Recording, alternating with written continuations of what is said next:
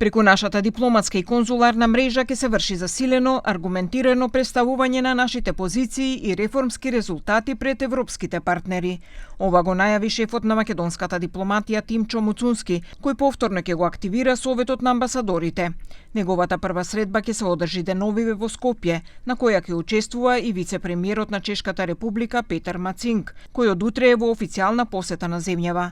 Муцунски истакна дека е потребна активна дипломатија која во директна комуникација со државниот врв ќе работи во одбрана на нашите национални интереси, ќе биде отворена за потребите на нашата диаспора, а ќе биде и економски промотор на нашата држава.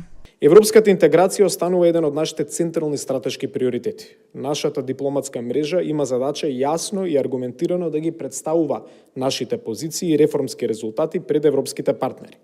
Да бараме фер и предвидлив европски процес заснован на резултати, европски вредности и взаемна почит. Но современата дипломатија не завршува со политички диалог. Еден од главните фокуси на годишниот совет ќе биде економската дипломатија.